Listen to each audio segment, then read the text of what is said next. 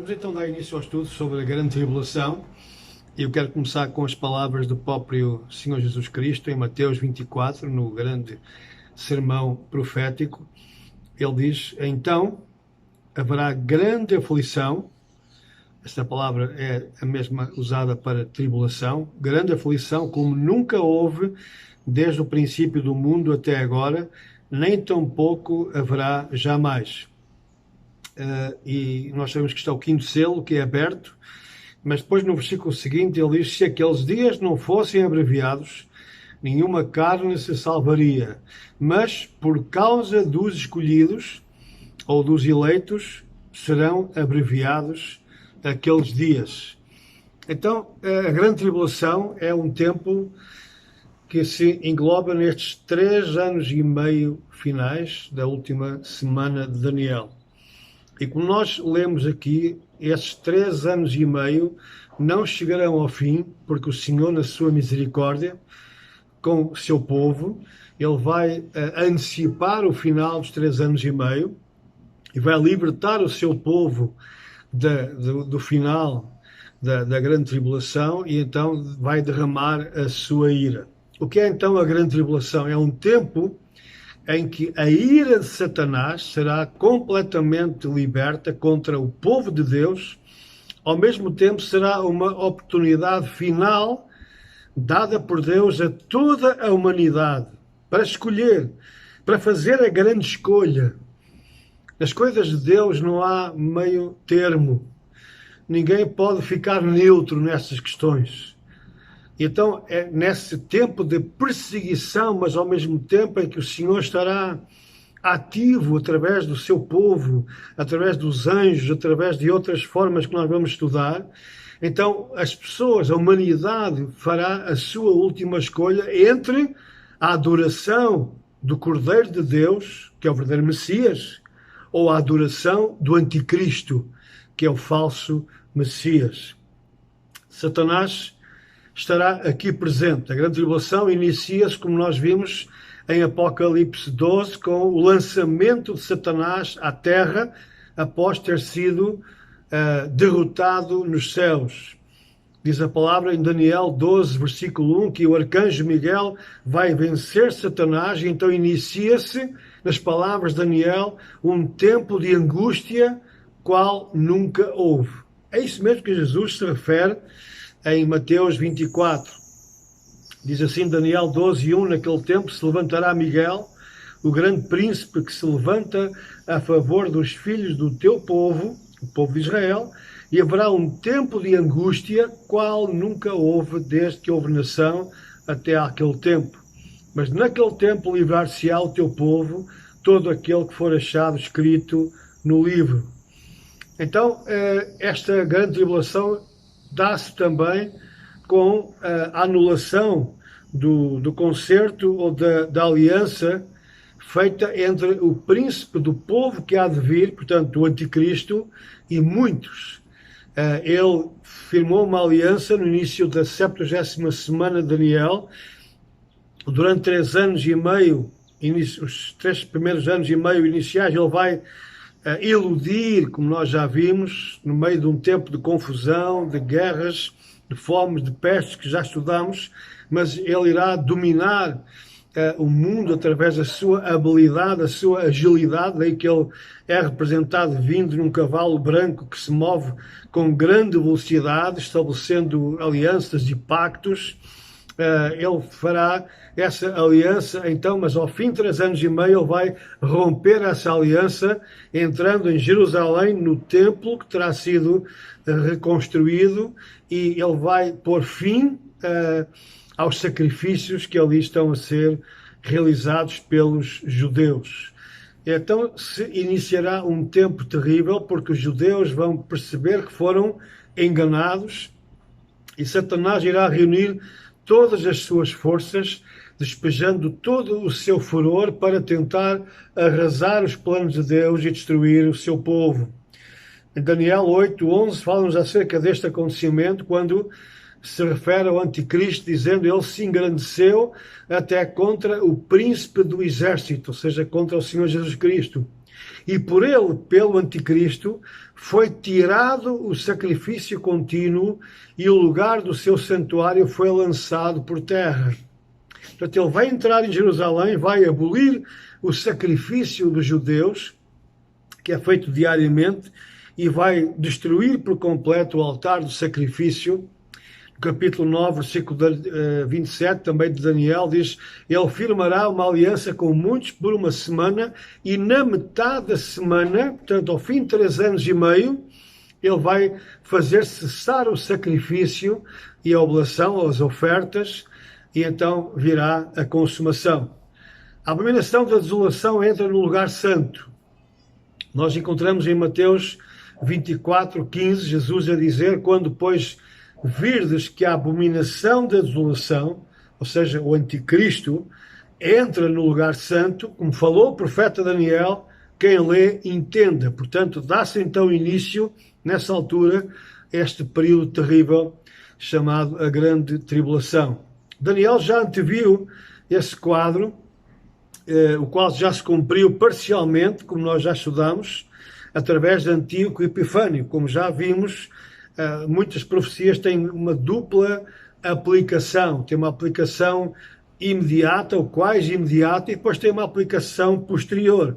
Esta é uma delas, como já estudamos, Mateus 24, Marcos 13 e Lucas 21 fala sobre acontecimentos. Alguns deles tiveram lugar passados cerca de 40 anos, com a destruição do grande templo de Jerusalém, com a própria destruição da cidade. Sim, algumas coisas já se concretizaram naquela altura. Antes que isso acontecesse, já cerca do ano 165 antes de Cristo, já Antíoco Epifânio, este rei que veio da Síria também, ele já cumpriu uma parte desta profecia de Daniel, entrando no templo de Jerusalém, erigindo ali uma imagem de Zeus e sacrificando a um porco. Mas Jesus fala acerca desta profecia de Daniel, não como algo que já tinha acontecido com Antíoco Epifânio, mas como algo que iria ainda acontecer.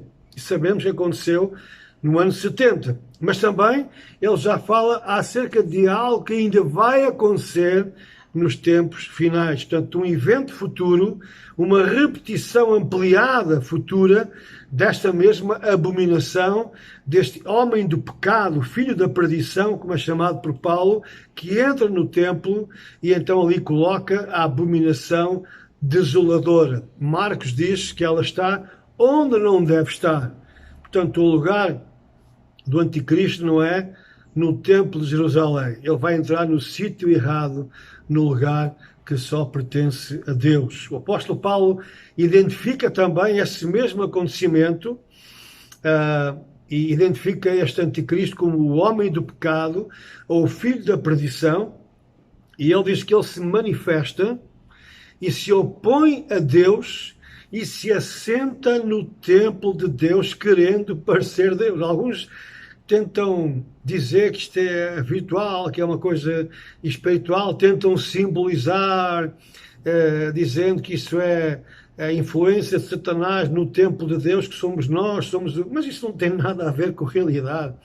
Aqui fala de algo físico, algo que já aconteceu, literalmente, nos dias de Antíoco Epifânio. É uma repetição daquilo que já aconteceu na história. Ele vai entrar outra vez porque ele se opõe ao anticristo, ele vai mostrar a sua oposição a Deus. Ele tentou mostrar que era também um seguidor de Deus, por isso ele convenceu os judeus, mas ele agora vai tirar a sua máscara, mostrar a sua rebeldia, o seu ódio contra Deus, vai profanar o lugar sagrado e vai tentar fazer-se como Deus, tal como Satanás também tentou no passado. O que é que o apóstolo Paulo diz? Na segunda carta a Tessalonicenses, capítulo 2, versículos 3 e 4. Ele diz: de maneira nenhuma alguém vos engane, porque não será assim. Ele está a referir-se no contexto à nossa reunião com Cristo nos ares. Está a falar sobre a vinda do Senhor e o nosso encontro com Ele nos ares.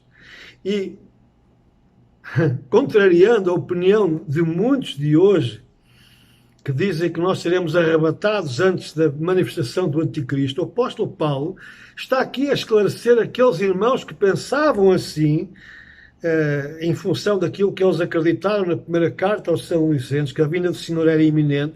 E Paulo diz, não é assim, cuidado, não vos precipiteis, como já estavam a vender terrenos e casas, largaram os seus empregos, porque achavam que o Senhor vinha a qualquer momento. E Paulo diz, cuidado, não é assim, porque isso, a nossa reunião com o Senhor, não acontecerá, não será assim, sem que antes venha a apostasia e se manifeste o homem do pecado, o filho da perdição, o qual se opõe e se levanta contra tudo o que se chama Deus ou se adora, de sorte que ele se assentará como Deus no templo de Deus, querendo parecer Deus.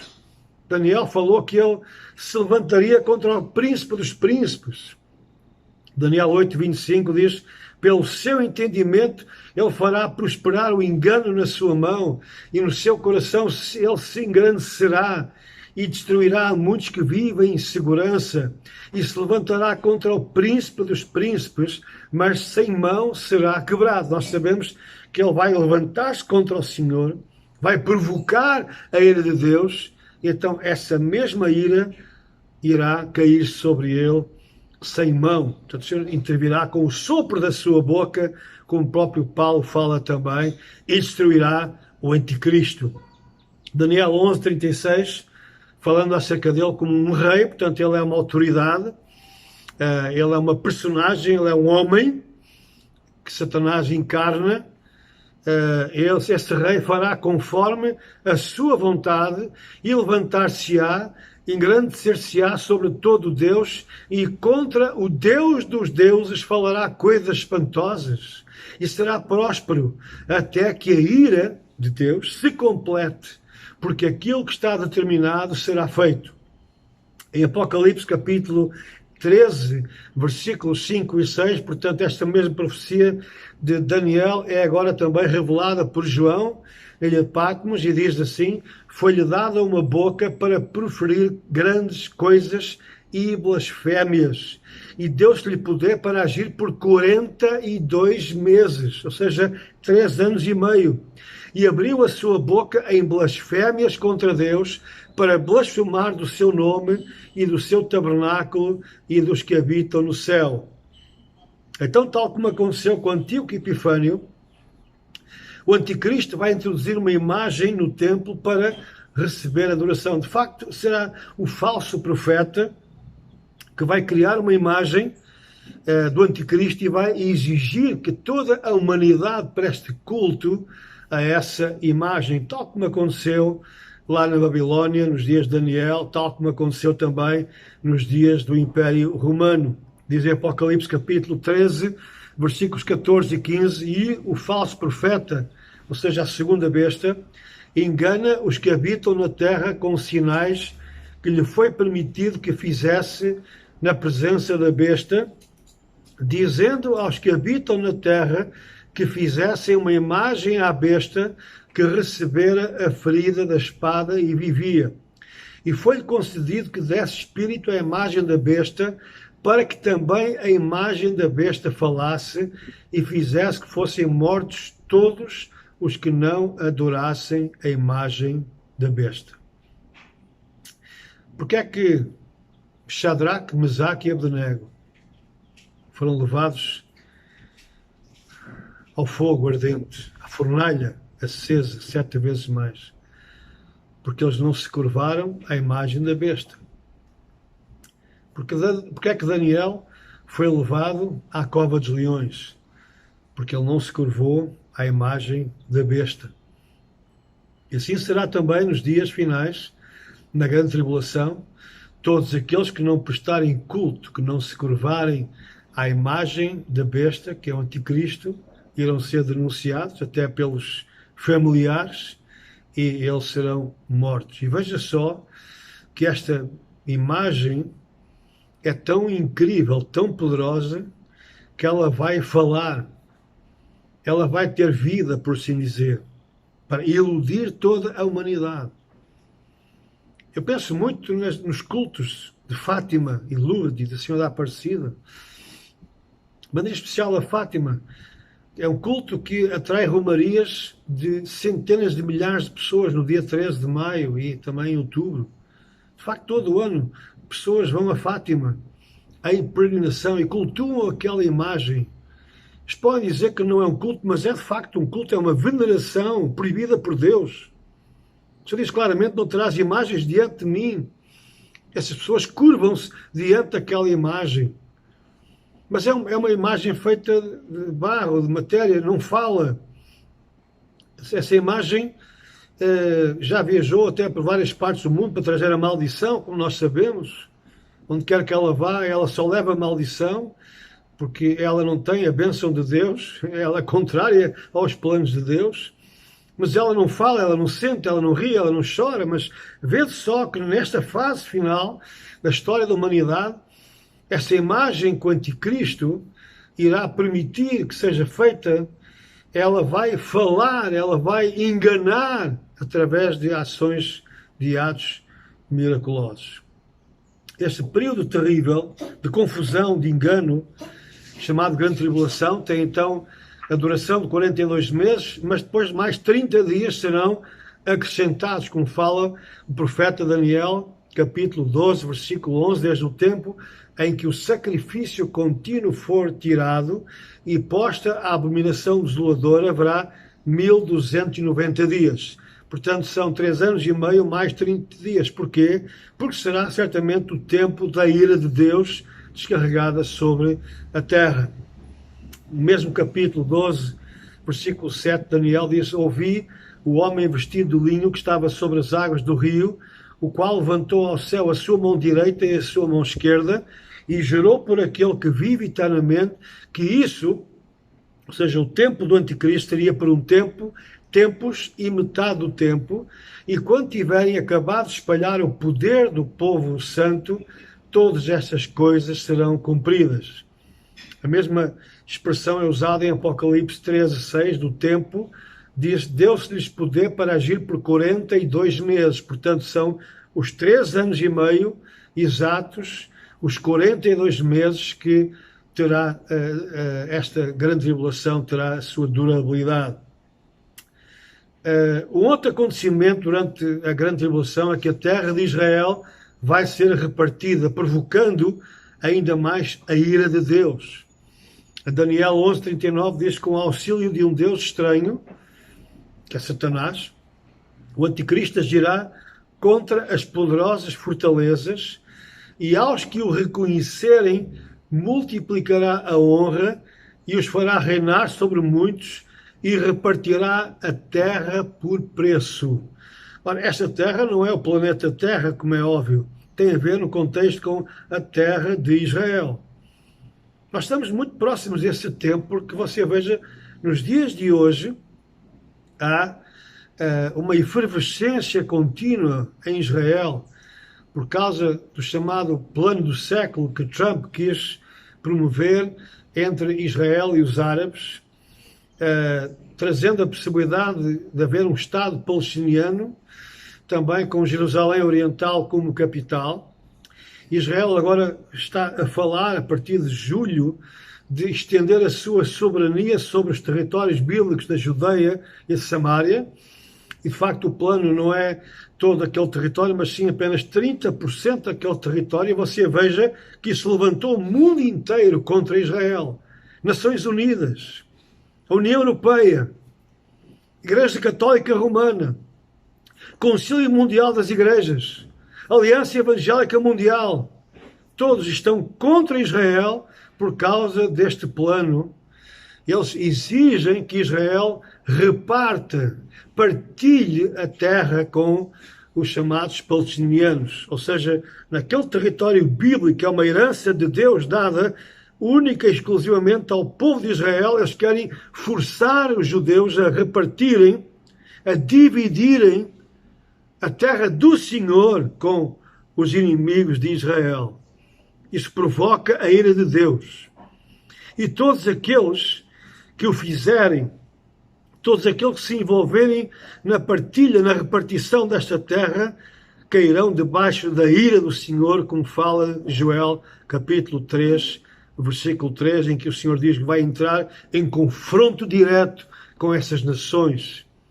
Infelizmente, Portugal faz parte dessas nações, porque o governo português também está a lutar para que Israel não estenda a sua soberania sobre a sua própria terra e que Israel seja obrigado a voltar às fronteiras de 67, dividindo novamente a sua capital, Jerusalém. Então Portugal estará debaixo da condenação de Deus, a menos que venha um novo governo que altere completamente todos estes propósitos funestos. Porque é que líderes mundiais que se colocam ao lado de Israel são tão odiados? São tão criticados até por certos segmentos da igreja evangélica? Eu não estou a defender a postura deles em algumas posições políticas, mas a razão principal do ódio contra eles é porque eles se colocam ao lado de Israel e dos interesses de Israel e a sua soberania sobre toda a sua terra. Joel 3:2, o Senhor diz: congregarei todas as nações, Portugal incluído, Brasil também incluído, e as farei descer ao vale de Josafá, e ali com elas entrarei em juízo por causa do meu povo e da minha herança Israel, a quem elas espalharam entre as nações e repartiram a minha terra. Portanto, não bastou só estas nações terem perseguido o povo de Deus, os judeus, ao longo da história, e por isso elas terão, e já foram algumas castigadas pelo Senhor, mas elas também repartem, atrevem-se a repartir a terra do Senhor, e o Senhor vai entrar em juízo contra essas nações. Portanto, durante a grande tribulação, este plano macabro de repartir a terra de Israel vai de facto acontecer. Por muito que nós não queiramos, mas vai acontecer. Mas será apenas por pouco tempo que o Senhor terá juízo sobre essas nações. Então, nesta grande tribulação surgirá este chamado chifre pequeno, que é o anticristo. Ele surge desta besta que vem com 10 chifres, e há depois, na visão de Daniel e também de João, um pequeno chifre que, no meio de outros 3, derruba os outros e cresce, e se volta para a terra de Israel, a qual Daniel chama a terra formosa, a terra gloriosa, que está a oriente, porque o chifre pequeno virá do ocidente. É por isso que eu acredito, agora, esta é a minha opinião pessoal, que o anticristo virá da antiga Europa revivificada, do antigo Império Romano, agora reformulado numa União Europeia. Agora tem 27 países, ok? Mas isto tudo pode mudar de um momento para o outro. Ou pode nascer uma nova confederação de 10 reinos, e desses 10 reinos haverão outros 3, do qual surgirá um pequeno rei, porque este chifre é identificado como um rei, como um presidente, chefe de Estado, que virá do Ocidente então e se virará para o Oriente para atacar militarmente a terra de Israel. Veja o que diz Daniel 8:9. E de um deles, desses chifres, saiu um chifre muito pequeno, o qual cresceu muito para o sul e para o oriente e para a terra formosa. Portanto, a sua atenção será virada para a terra do oriente, a terra de Israel. E diz no capítulo 11 de Daniel, versículo 41, ele entrará na terra gloriosa, e muitos países cairão, mas da sua mão escaparão estes, Edom e Moabe, e os chefes dos filhos de Amon. É interessante esta descrição, que escaparão da sua mão Edom e Moabe. Permitam-me agora também introduzir a minha opinião. Por que é que vai escapar Edom? Porque Edom é a antiga região de Bósra, onde está agora Petra.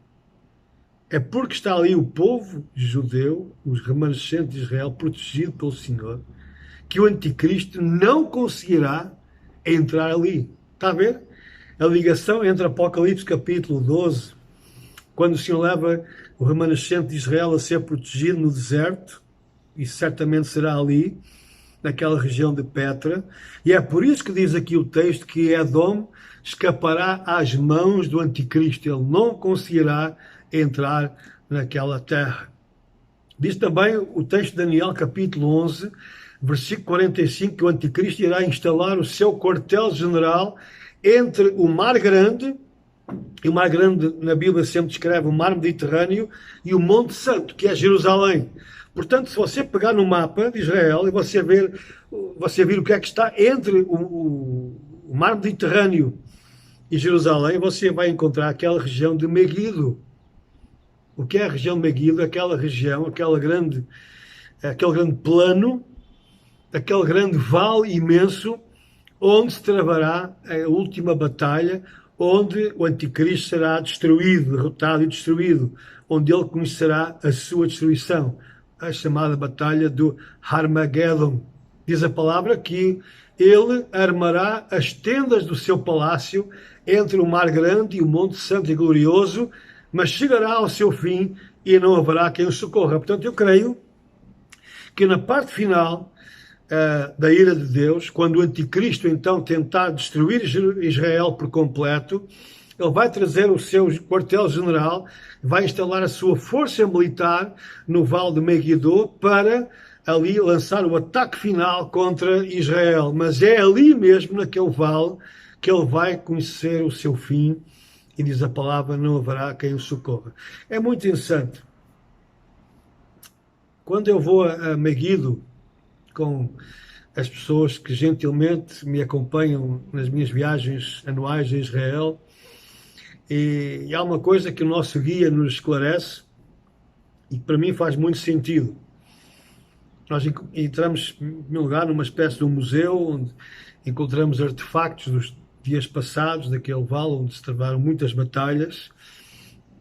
Houve ali várias civilizações, por assim dizer, umas atrás das outras. Ali foi também uma grande fortaleza dos dias do rei Salomão e mais tarde do rei Ezequias também. E o nosso guia disse uma coisa que eu nunca mais esqueci, que agora eu sempre peço que ele repita. Ele diz que pelo registro da história, registada no Egito, a primeira batalha registada na história foi em Megiddo. Portanto, há em algum registro lá naquelas gravuras das paredes lá dos templos, dos palácios ainda lá no Egito, um registro de que a primeira grande batalha registada na história aconteceu exatamente ali, naquele mesmo vale, o Vale de Megiddo. E eu penso para mim que coisa interessante, que coincidência. Se assim é, pode ser, é um paradoxo, que a primeira grande batalha aconteceu ali. A história deu tantas voltas, e a última grande batalha, essa sim eu sei, é a última grande batalha, vai também ter lugar ali, naquele mesmo sítio lá em Israel. Então esse pequeno chifre vai atacar os santos do Altíssimo. Vai atacar Israel, vai tentar destruir a nação de Israel, mas vai também atacar os chamados santos do Altíssimo por 3 anos e meio. Tudo isso dentro deste período chamado a Grande Tribulação. Daniel 7:25 diz que ele vai proferir palavras. Já lemos este texto, mas eu gosto de repetir para que não esqueçamos tudo aquilo que de facto está anunciado pelos profetas. Esse anticristo irá proferir palavras contra o Altíssimo e destruirá os santos do Altíssimo, matá-los-á, e cuidará em mudar os tempos e a lei, e eles, os santos, serão entregues na sua mão por um tempo e tempos e metade de um tempo, portanto 3 anos e meio. Capítulo 8, versículo 24, diz que ele se fortalecerá e o seu poder, mas não pela sua própria força, ele vai destruir maravilhosamente e prosperará e fará o que lhe aprouver e destruirá os poderosos e o povo santo. Pergunta agora esta, que está na sua mente: quem são estes santos do Altíssimo? Bom, aparentemente, e visto que Daniel tem uma revelação sobre o futuro do seu povo, tratar-se-ia de judeus salvos. Temos que entender que Daniel não viu a igreja. Os profetas do passado não viram a igreja. A igreja foi algo que o Senhor Jesus revelou, lá em capítulo 16 de Mateus, e ele diz: estabelecerei a minha igreja. A primeira vez que se fala de igreja, é o próprio Senhor Jesus, o fundador da igreja, que revela este como que um segredo, algo que estava nos planos de Deus, não é algo inesperado, não é uma segunda opção, é algo que já estava nos anais da história eterna do Senhor, era o plano de Deus, e que agora Jesus revela. Mas os profetas não viram a igreja. Quando se falava do povo de Deus, para eles era só o povo judeu. Mas o apóstolo João, que já é um dos grandes apóstolos da igreja, ele também era um judeu, mas ele vai mais longe. Ele já interpreta esse povo santo, não só o povo judeu, mas todos os salvos, todos os remidos, todos os seguidores de Jesus. Veja só que o apóstolo João não escreve para os judeus, escreve para judeus salvos também, como é óbvio. Mas aquilo que João escreve, a revelação do Messias Jesus, é para as igrejas da Ásia.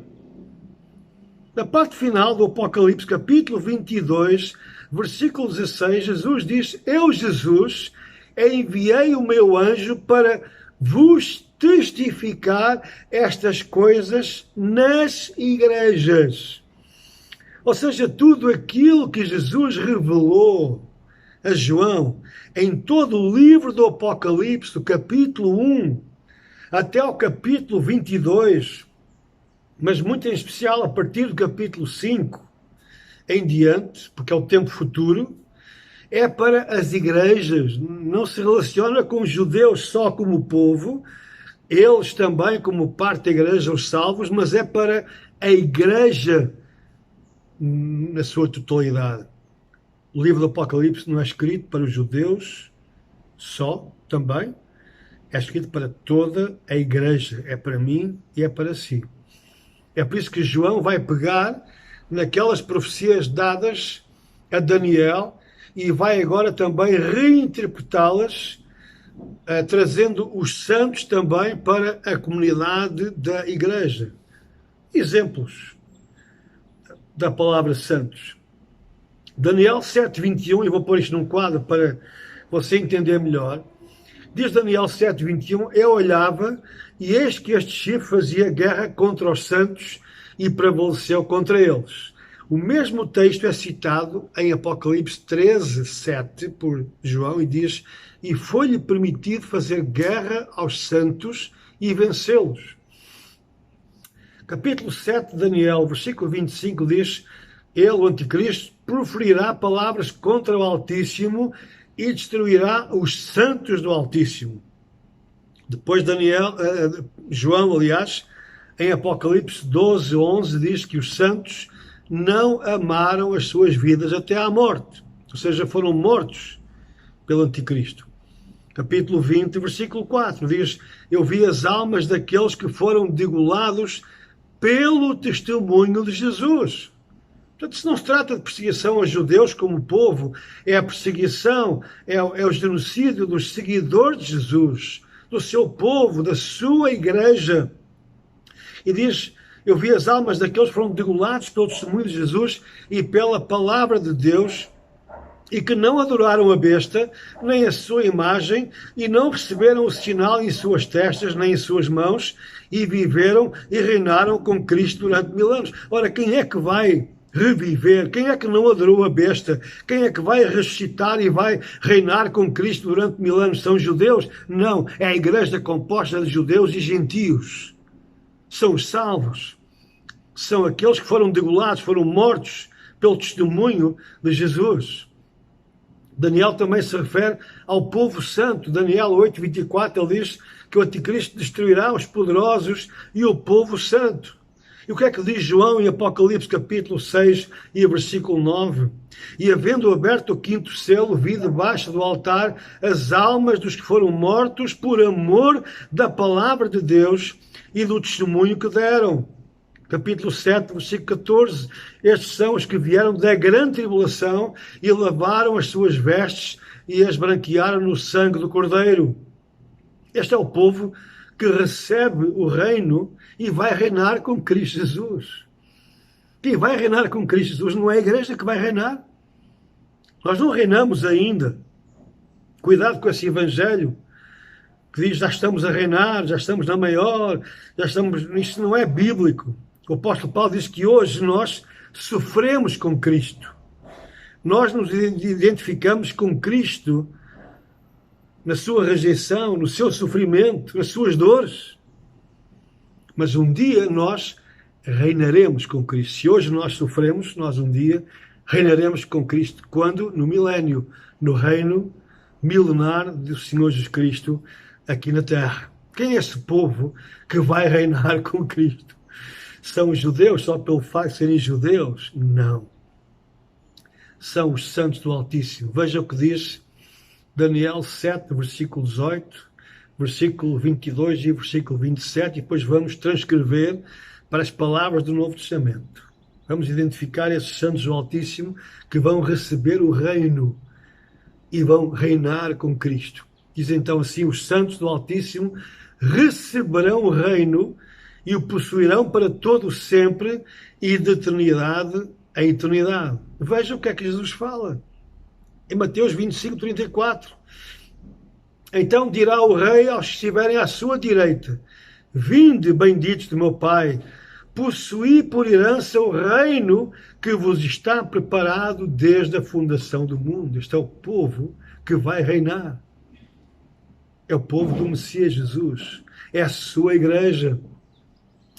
Daniel 7, 22. Até que veio o ancião de dias e fez justiça aos santos do Altíssimo, e chegou o tempo em que os santos possuíram o reino. Só há um reino, é o reino de Deus na terra. É o reino físico, literal, do Messias Jesus, centralizado na cidade santa de Jerusalém. Apocalipse capítulo 5, versículos 9 e 10, identifica quem é este povo, quem são estes santos do Altíssimo que vão possuir o reino. Diz assim: e eles cantavam um novo cântico, dizendo: digno és de tomar o livro e de abrir os seus selos, porque foste morto e com o teu sangue nos compraste para Deus de toda a tribo e língua e povo e nação, e para o nosso Deus nos fizeste reis e sacerdotes, e reinaremos sobre a terra. Ah, irmãos, que bênção, que consolo, nós sabemos que se hoje temos que pagar o preço pela nossa fé, e muitos crentes hoje estão a pagar um alto preço em várias partes do mundo pela sua fé, mas há aqui uma promessa maravilhosa, é que um dia esses mesmos, o povo de Deus, os santos de Deus, que hoje sofrem por amor do seu nome e até poderão perder a própria vida física por amor de Cristo, mas eles um dia irão reinar sobre a terra. O nosso governo não é nos céus, nós iremos reinar. Diz a palavra, o Senhor Jesus diz que os mansos herdarão a terra. Esses mansos de Cristo, aqueles que receberam a mansidão de Cristo nos seus corações, são os mansos que um dia irão reinar sobre esta terra. Eu espero fazer parte desse grupo. Eu não mereço coisa nenhuma da parte de Deus, mas é graças à obra de Cristo na minha vida, à salvação que Cristo trouxe ao meu coração. É graças ao sangue de Cristo que tirou para sempre a condenação dos meus pecados, que eu sou herdeiro também do reino de Deus. Sou co-herdeiro com Cristo, como diz a palavra de Deus. E sei que um dia irei, ou espero que sim, que eu também possa reinar com Ele aqui sobre a terra. Daniel 7, 27 diz: e o reino e o domínio e a majestade dos reinos debaixo de todo o céu serão dados ao povo dos santos do Altíssimo, e o seu reino será um reino eterno, e todos os domínios o servirão e lhe obedecerão. Em Apocalipse 22, 5, cá está a transcrição desta profecia, dizendo: e ali não haverá mais noite, e não necessitarão de lâmpada nem de luz do sol, porque o Senhor Deus os ilumina, e reinarão para todo sempre. Cá está, o mesmo povo, os santos do Altíssimo, a Igreja de Cristo irá reinar para todo sempre. Apocalipse capítulo 2, versículos 26 e 27 diz: ao que vencer. Isto não é para qualquer simpatizante, Isto não é para o protestante, para o evangélico, para o membro da igreja A, B ou C. Isto é para aquele que vencer. É para aquele que for fiel até ao fim. Diz aqui, há que vencer e guardar até ao fim as minhas obras. Veja que a salvação é dada pelo Senhor, mas também requer da nossa parte a perseverança. Diz o Apocalipse, nisto se vê a perseverança dos santos, dos salvos. Aquele que perseverar até o fim será salvo, diz Jesus. Então, aquele que vencer e guardar até ao fim as minhas obras, diz o Senhor, eu lhe darei poder sobre as nações, e com vara de ferro as regerá, e serão quebradas como vasos de oleiro, como também recebi de meu Pai. Capítulo 20 de Apocalipse, versículo 4, diz, e vi tronos, e assentaram-se sobre eles, e foi-lhes dado o poder de julgar, e vi as almas daqueles que foram degolados pelo testemunho de Jesus e pela palavra de Deus, e não adoraram a besta nem a sua imagem, e não receberam sinal em suas testas, nem em suas mãos, e viveram e reinaram com Cristo durante 1000 anos. Aqui fala já após o milénio ter tido lugar. O milénio é mencionado 5 vezes no capítulo 20 de Apocalipse. 5 ou 6 vezes. E diz que depois se vê aqueles que estão assentados sobre os tronos e foram aqueles que reinaram com Cristo já durante os 1000 anos. Nós vemos esta expressão usada tantas vezes no Novo Testamento. E aqui eu quero ser um pouco mais incisivo, porque aqueles que tentam dizer que isto não tem a ver com a igreja estão perfeitamente enganados. Estão a adulterar a palavra de Deus. Eu não estou, volto a dizer, não estou a basear-me em livros, em comentários. Estou unicamente a basear-me nas Escrituras. Confira comigo, vá aos textos. Por isso eu me dei ao trabalho de colocar estes textos todos para que você seja um crente realmente como aqueles de Bereia, aqueles crentes que mereceram uma homenagem, porque eles conferiam tudo aquilo que Paulo dizia pelas Escrituras. Então confira você mesmo. Esqueça tudo aquilo que meteram na sua cabeça ao longo de anos e vá diretamente à fonte, vá única e exclusivamente à palavra de Deus e você certamente chegará às mesmas conclusões a que eu tenho chegado. Esta palavra santos então é usada em Apocalipse 11:18, diz, iraram-se as nações e veio a tua ira e o tempo dos mortos para que sejam julgados e o tempo de dares o galardão aos profetas, teus servos e aos santos, aos que temem o teu nome, a pequenos e a grandes, e o tempo de destruir os que destroem a terra. Capítulo 22, versículo 11, quem é injusto, seja injusto ainda. Quem é sujo, seja sujo ainda. E quem é justo, seja justificado ainda. E quem é santo, seja santificado ainda. Portanto, esta palavra santos e santo, esta denominação, que é usada constantemente em Apocalipse, refere-se ao povo de Jesus, ao povo do Messias. Alguns dizem que a palavra igreja não aparece entre Apocalipse 4 e Apocalipse 20 ou 21, mas e daí? E posso citar algumas epístolas do próprio apóstolo Paulo em que a palavra igreja não aparece, mas aparece aos santos que se reúnem aqui e acolá, aos eleitos e fiéis, aos servos. Portanto, todos estes nomes se relacionam com o mesmo povo, com a igreja de Cristo Jesus. Apocalipse 17, versículo 14, estes combaterão contra o Cordeiro, e o Cordeiro os vencerá, porque é o Senhor dos senhores e o Rei dos reis.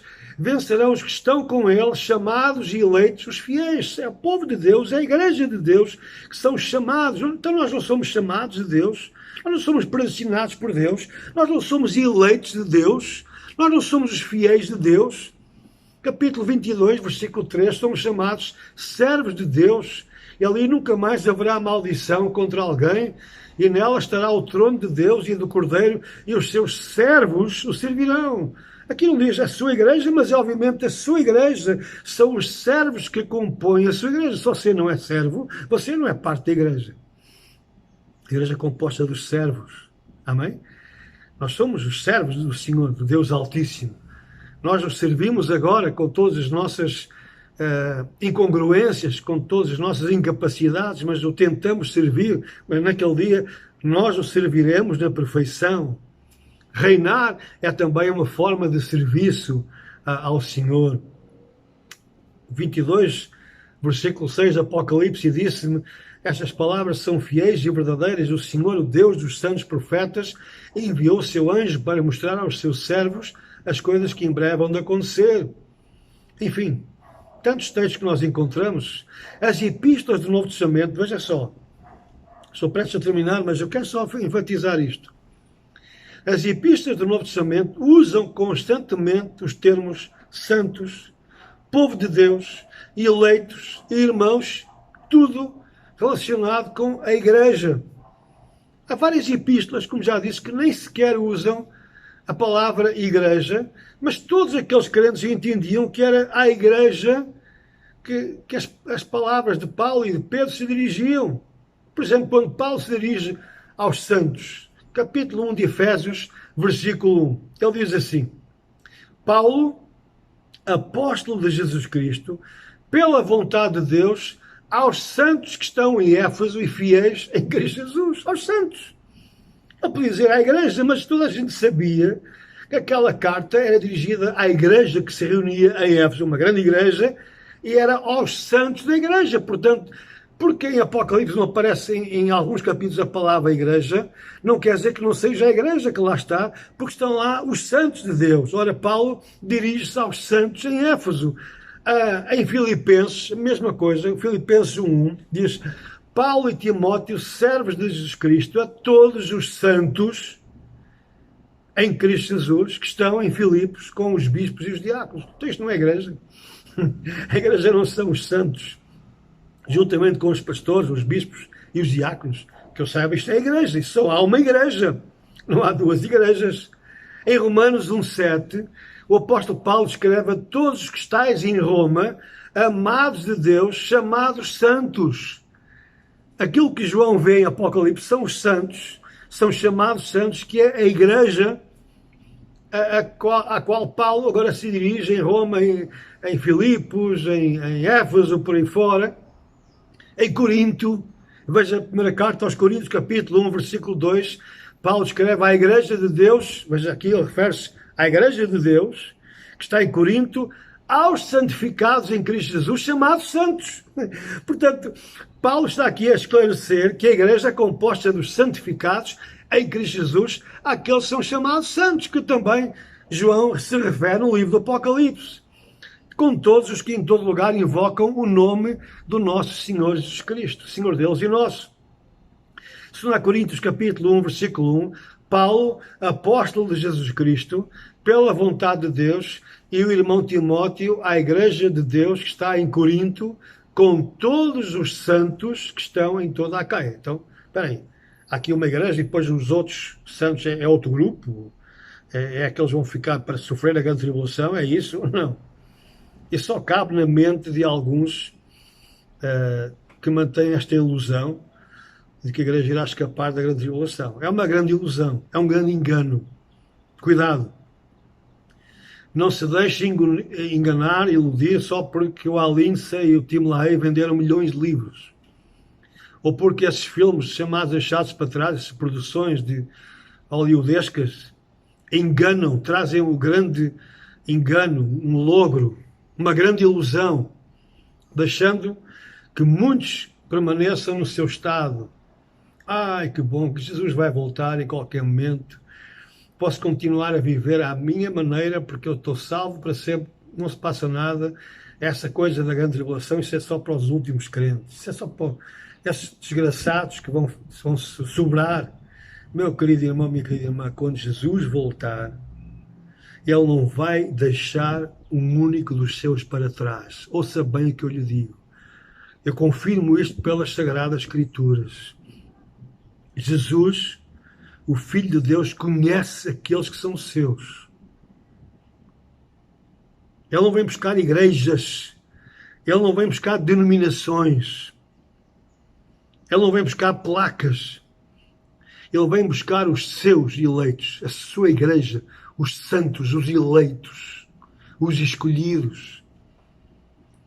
Ele, na sua presciência, na sua omnisciência, no seu poder, ele sabe quem são os seus. É por isso que Jesus disse: 2 estarão na mesma cama, um será levado, outro ficará.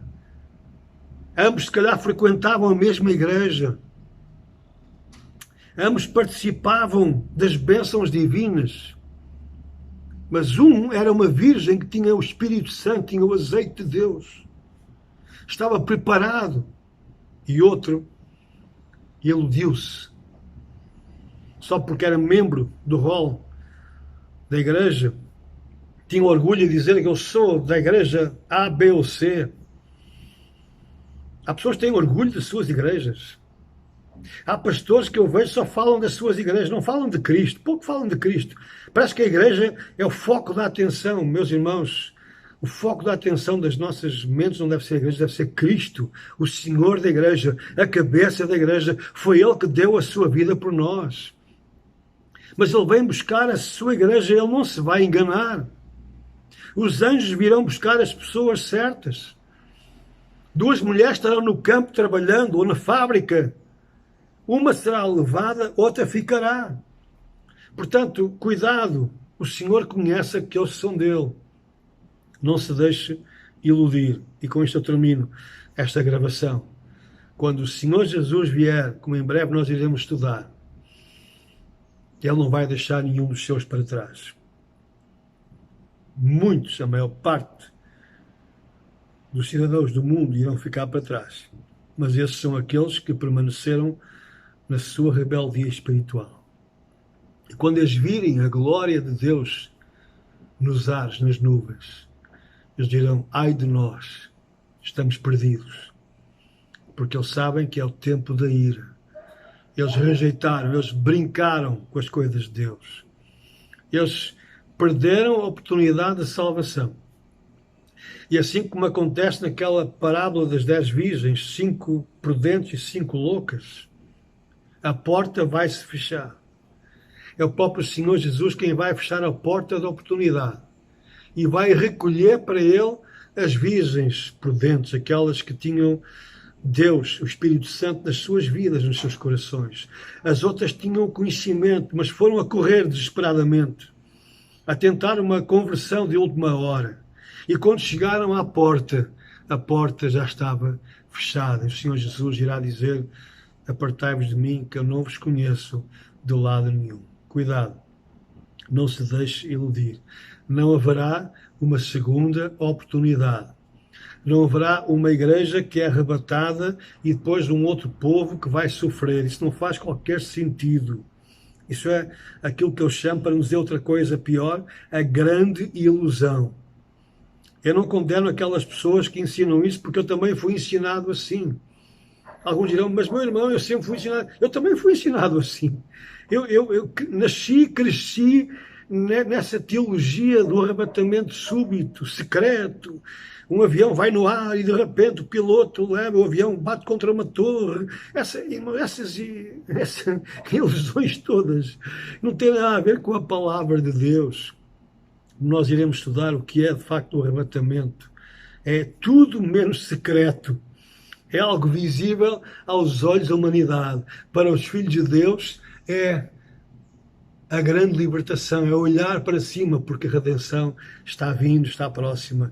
Mas para os filhos das trevas, todos aqueles que ficarem, que não terão mais nenhuma oportunidade, é um momento de terror, uma expectativa daquilo que lhes há de sobrevir. Que Deus nos ajude a tomarmos a decisão certa, enquanto Ele não vem, porque Ele virá em juízo. Então que nós possamos estar agora com a nossa vida em ordem diante dEle, para que não sejamos apanhados de surpresa, porque Ele virá para esses, virá como um ladrão de noite, mas para nós que somos filhos da luz, nós vemos os sinais e nós reconhecemos que a sua vinda está próxima. Que Deus nos abençoe.